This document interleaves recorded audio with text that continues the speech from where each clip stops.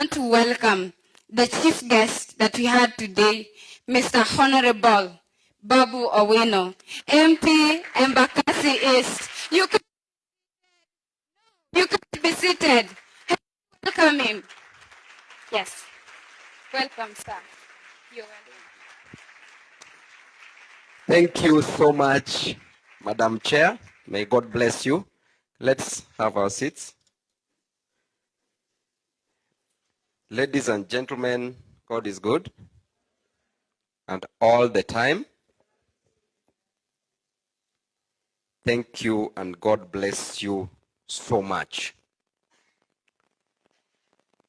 The Vice Chancellor, Deputy Vice Chancellors for Finance and Academic Affairs, Faculty of Business and Economics, the Organizing Committee, distinguished guests, the student leadership that's here, and most importantly, comrades from various institutions of higher learning, various universities, comrades from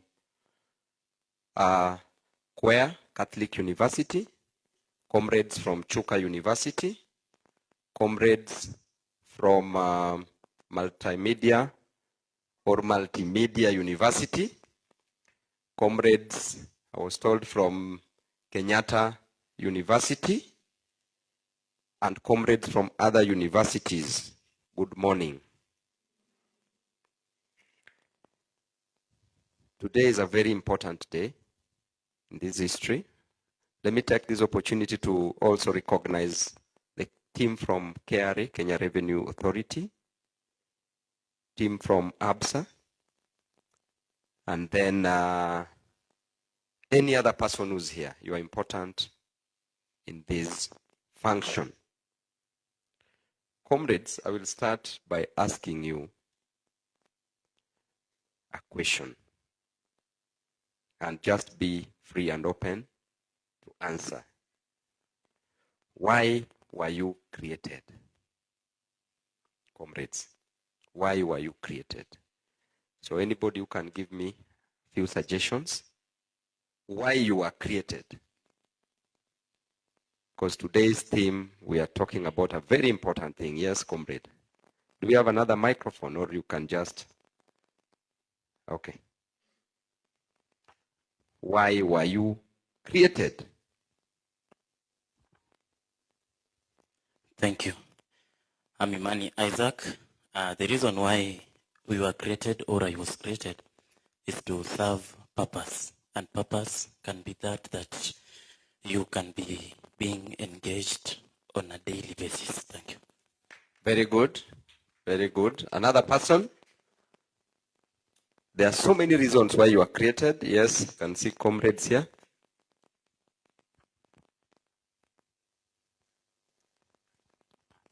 Why do you think God created you?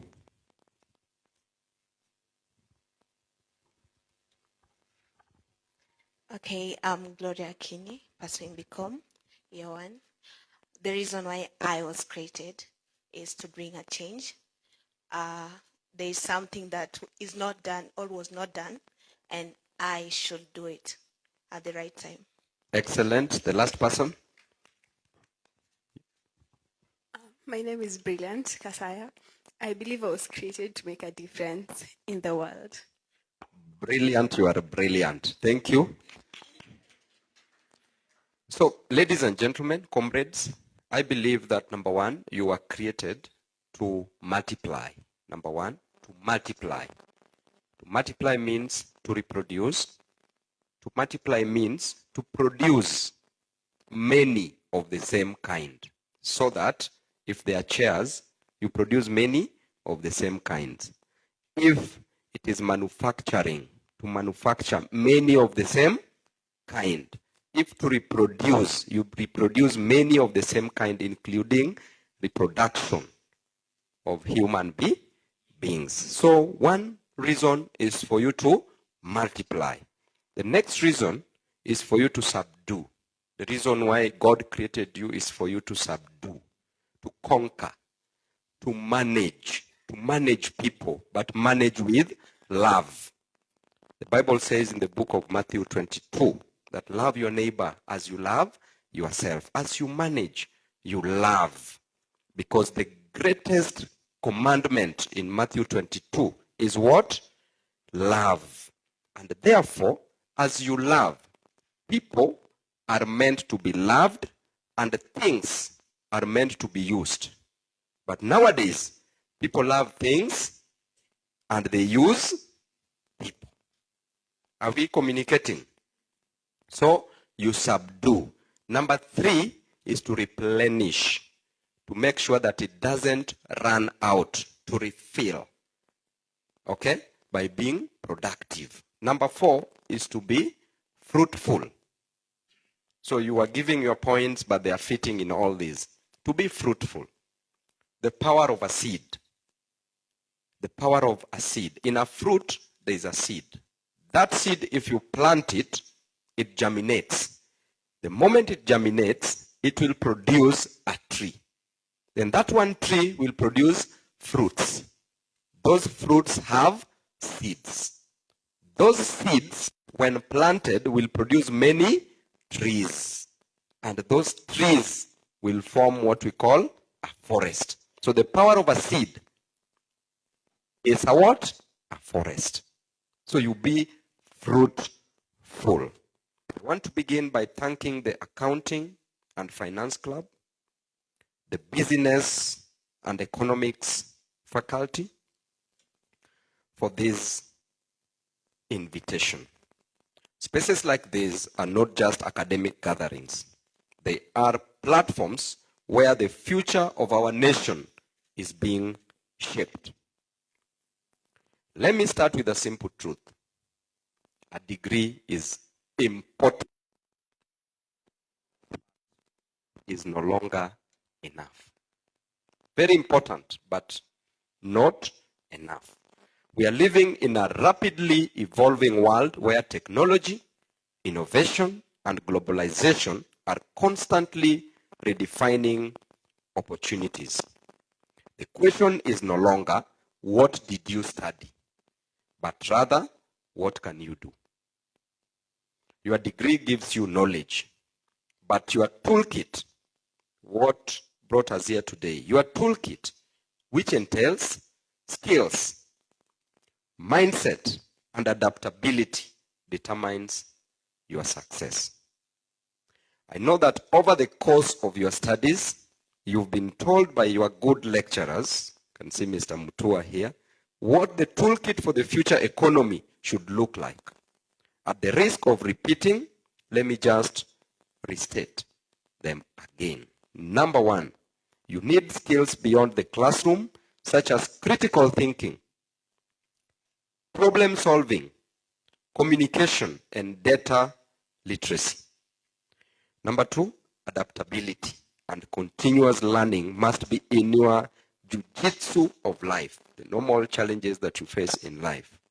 The future belongs to those who can learn, do not get comfortable. The economy will change.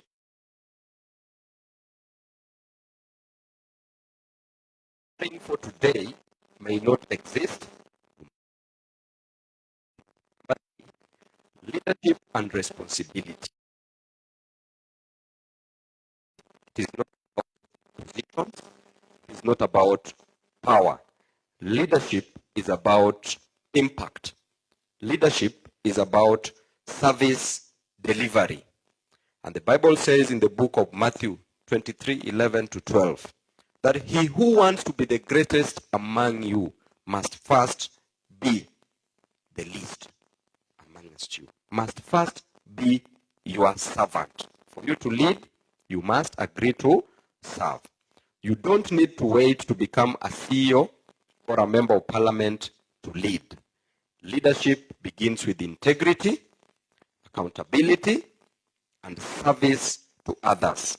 As young people, you must position yourselves not just as job seekers, but as problem solvers for the society. Number 4, financial intelligence. As finance students, this is your area of strength, but also your responsibility.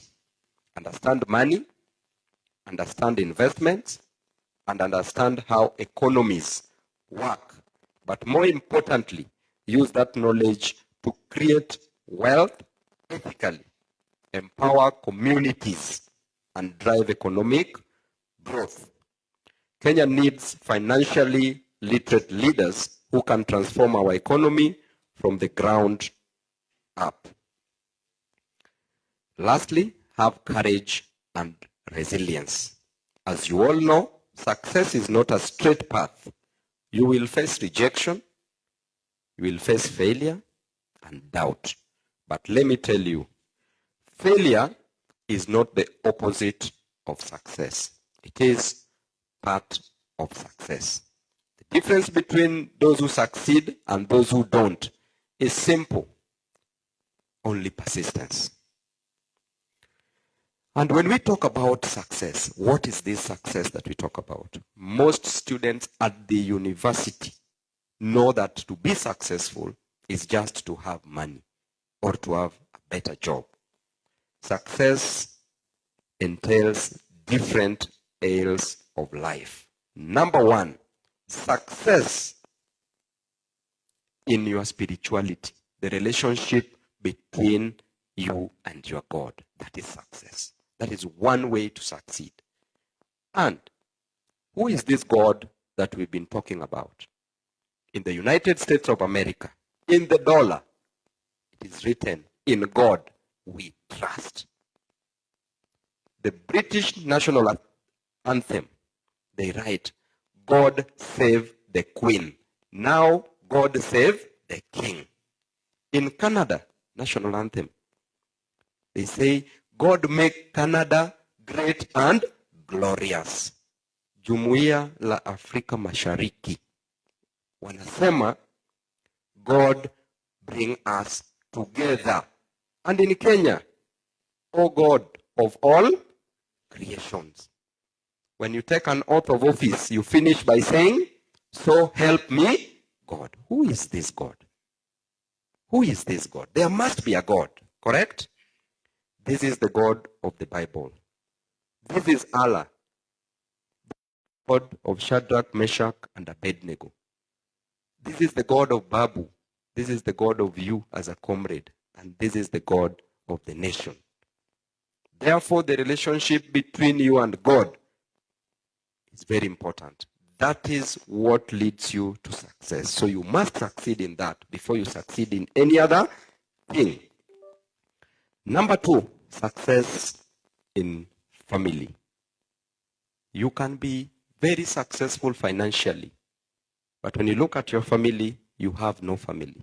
Therefore, you are only successful financially, but not in family. What is the relationship between you and your dad? Relationship between you and your mom?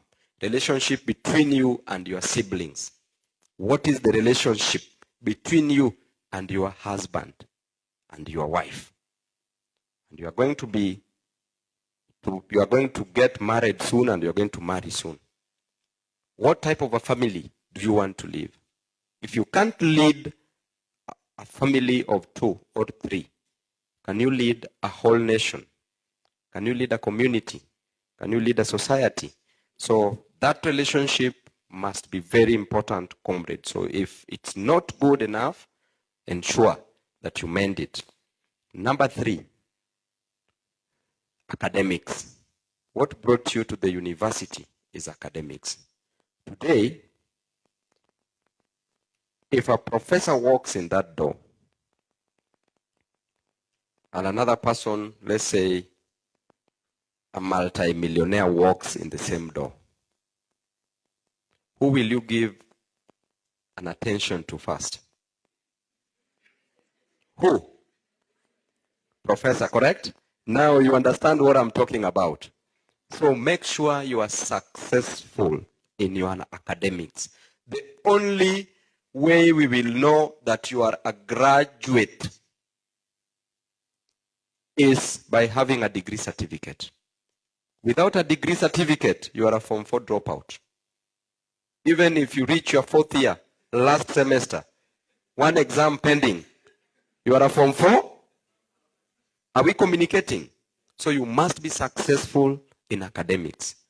And it's not a must that it has to be a degree certificate. Not everybody gets to go to the university. But be trained at something. Be trained at something in any institution. If you can't go to the university, go to a TVET. If you can't get those skills, get trained in something. Even as a driver, it is a school, correct? It's called a driving school. Be trained at something as a human being. You must get skills. Number 3, financial success. Financial success, but it is very relative. Where you are, you should always feel very comfortable, because most of the time, greed plus vision. You can reach a point where you are financially successful, but because of greed, your vision of moving forward in the future becomes blurry. Are we communicating, comrades? Then social success. What is the relationship between you and your friends? When they see you, can you communicate to the people well? How are you relating to the people around you? So all those must be success. So I advise as a comrade, you must be somewhere in all those areas. That is what entails success. Today, however, is not a day to repeat what we already know. Today, I would like to speak to you about a different concept of success. I'll take one direction. A concept that, if followed to the letter, can significantly increase your chances of succeeding in life beyond the degree. It is a concept called mastery. Ladies and gentlemen, after the hard work you put in during your primary and secondary school studies, and the many hours you spent in the library today and many more days to come, I suppose it goes without saying that you appreciate the saying that ukiona vyaelea vimeundwa, ukiona vyaelea ujue vimeundwa. Nothing admirable, nothing good, nothing worthy of praise comes without having been deliberately designed, built, or operated. If you see a beautiful house, just be sure some serious work has gone into it.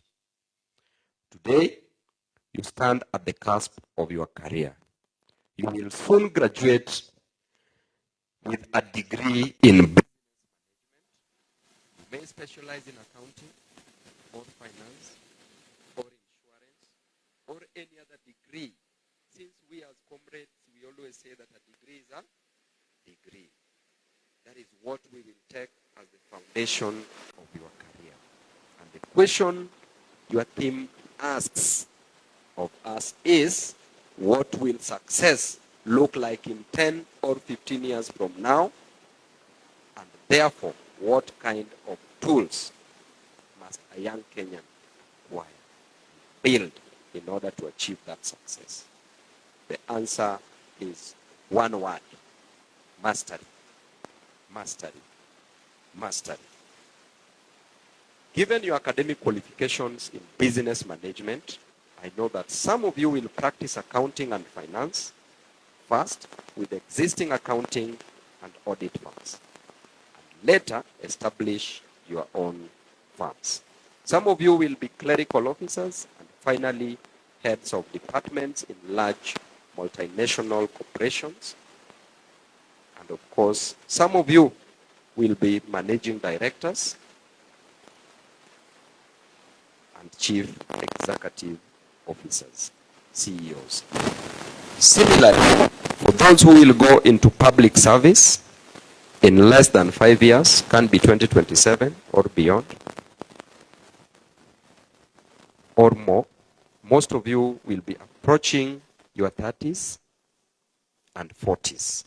You will become top government bureaucrats as program and departmental heads. You will be directors, you will be principal secretaries, and you will be cabinet secretaries. And the moment you're in those positions, you will know that leadership position is the only position that elevates you to the highest level of ignorance possible. Therefore, I will tell you that all leaders in Kenya and in the world are ignorant people. Why am I saying so? Because you are an accountant, you are an economist, yet doctors want you to take care of their interest, and you know nothing about medicine. Are you not ignorant? Are you not ignorant? You are a plumber as a leader, yet all teachers, all engineers want you to take care of their interest, and you know nothing about their fields. Are you not ignorant? You are who you are in your field, yet all men and women of God want you to take care of their interest, and you don't know your way to heaven. Are you not ignorant? You are a teacher, a journalist, yet all thieves want you to take care of their interest. Are you not ignorant? Because a leader is a leader of all the thieves. A leader is a leader of all the teachers, all accountants, all economists. A leader is a leader of all the buildings, including rivers and trees. You are a leader of everything. So the moment you are elected, you are elevated to the highest point of ignorance. So therefore, the only bus, leadership bus is the only bus that you drive from the back. With your ignorance, you should be guided. You let the accountants guide you. Let the teachers guide you. Let men and women of God guide you. That is the only way you can succeed as a leader, because you can't know everything. It is a long, brilliant career path that lies ahead of you because of the foundations you are laying today. So if you are in your first and second year, you will still have time to turn around your grades, comrades, and score first-class honors. Roll up your sleeves. It will come in handy someday soon. If you're already in your year 3 or 4 and defending your stay here, ensure your last grades don't look so bad, comrades.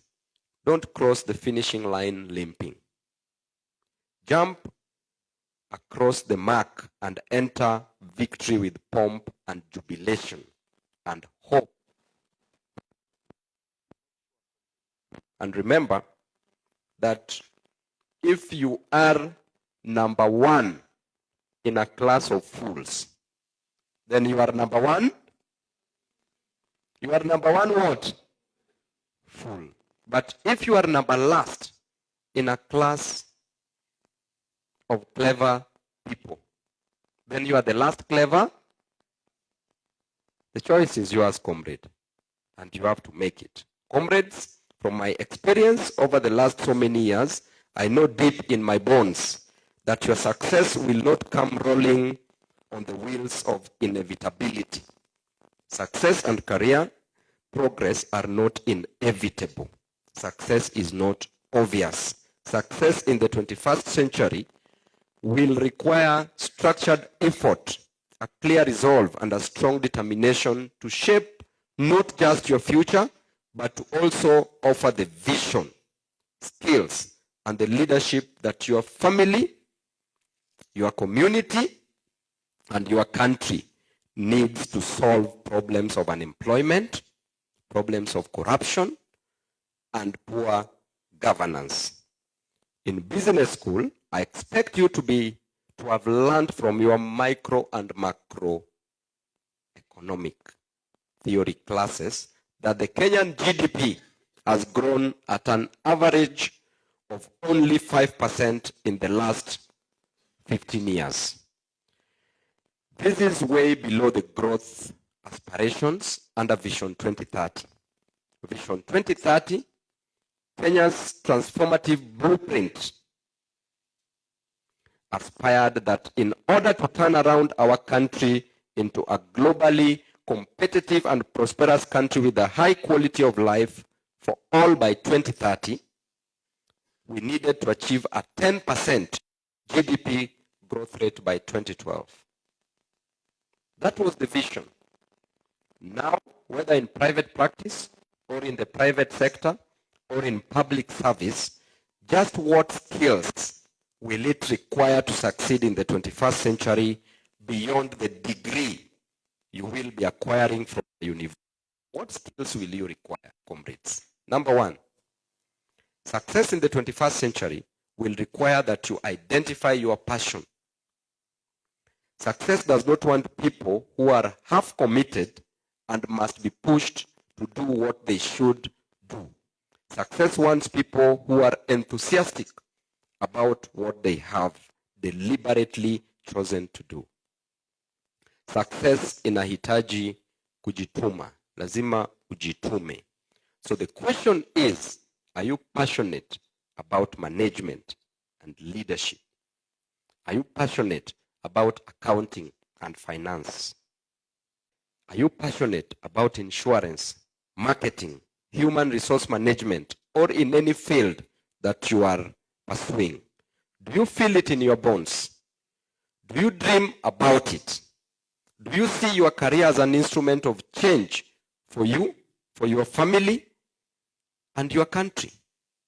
You better figure it out early enough, comrades. You require passion in your career to face the challenges of competition, to give your best, to resist temptation for shortcuts, and keep your eyes on the horizon, and keep your feet moving forward until your dream comes true. I chose public service through elective politics because it is my passion. I love working with ordinary people to resolve problems at community and national levels. For me, it is not a job. It is a calling meant for change and progress. What is your passion? You must answer that question if you want to succeed big in the 21st century. And there's a joke that goes that if you love your work, you will not even have to work for a day. Number two, comrades, the degree you acquire here will not be enough. Success will require that you dip yourself in the knowledge of your field of expertise. If you are passionate about accounting, I expect you to finish your CPA exams and don't just be a member of ICPAK or ICPAC. Be a fellow. Be an FCPA, not just a CPA.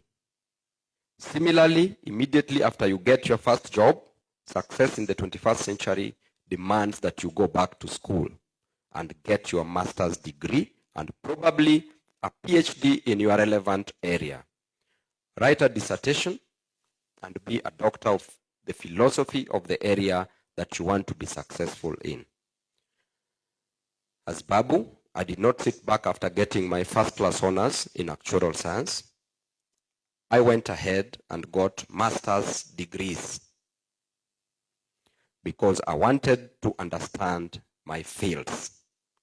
Actuarial science gave me the lenses to see the world from a risk management perspective, as well as economics and monetary dynamics of the value and flow of money, both for me and the world around me. And when I realized arithmetic alone was not enough to help me understand government, I signed up for law school and learned the theory and philosophical. I didn't stop there. I got admitted as an advocate of the High Court of Kenya to enhance my knowledge, skills, and capacity to defend the less fortunate, the weak, and the forgotten in the society. Those whose rights get violated every day. My work is to try to fix that challenge. Comrades, you require deep, wide, and extensive knowledge in your chosen path. Be a solution provider to the problems of society. Most of you are in your early 20s, comrades. The most important thing now is to choose your bosses very carefully. Your bosses will mentor you into their own ways of doing things. It will help a lot if you deliberately choose to work for specific individuals and institutions that you consider successful and admire. Don't worry about money in the beginning, as you were told by our lady here. Personally, I did consider Raila Odinga successful and admirable. His records in fighting against oppression, multi-party democracy, and a wonderful transformative constitution of 2010, which lit up my youthful ideals and made him my mentor. I wanted to work with him and learn from him, and I owe a huge part of my success to his insights and guidance over the years. You can then use your originality and the original burning desire for change to rewrite the rules of the game of your field to the benefit of humankind. You will be able to do this because you deeply understand the inner working dynamics of the path you have chosen in life. You cannot change what you don't understand. You can see we are running to find outside ODM what we cannot find inside ODM. Even though the party has nurtured us today, we feel the party may not represent the future we seek for the young people of Kenya. We have learned enough from ODM. It does not reward a student well if the student just becomes as good as the teacher. Raila Odinga will not be happy where he rests if Babu Owino gets comfortable in complacency and sings total without questioning whether the regime is on a path to deliver a globally competitive and prosperous country with a high quality of life for all by 2030. We are questioning whether the economic, the social, and the political pillars of our nation's long-term development blueprint are on the right path. Are we generating jobs for the youth? Raila Odinga and all other Kenyan patriots, fallen and alive, expect us to do more than they did to advance the progress of our country. We must be the generation that achieves the 10% annual economic growth rate to generate wealth and create jobs and opportunity for our people. We don't expect you to remain an employee forever. Once you secure a decent job, you must create jobs. You must start and run something.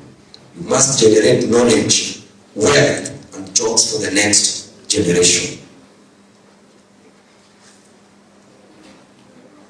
Finally, comrades, ladies and gentlemen, as I conclude, I want to acknowledge that we surely live in turbulent times. The economy is not friendly to the young people. The cost of living is threatening to bulge through the roof. Global events are making it hard for you to get opportunity beyond our borders. Your environment is all VUCA, V-U-C-A. It's all volatile, it's all uncertain, it's all challenging, and it's all ambiguous. I acknowledge this. Yet, be reminded that each generation has always faced their fair share of the burdens of humankind. But at each time, they always rose up to greatness and solved the problems of their times. The young Kenyans who confronted the British Empire and fought for our independence were not as educated and equipped with technology as you are. The young Turks who confronted single-party dictatorship and fought for multi-party democracy might have been educated, but they can't match your level of tech savviness and online mobilization capacities. I admire how together we mobilized online on TikTok, X, Facebook, and fell at draconian finance bill in 2024. And now onto the Nikokali movement that holds the promise to send home a reckless and a corrupt regime.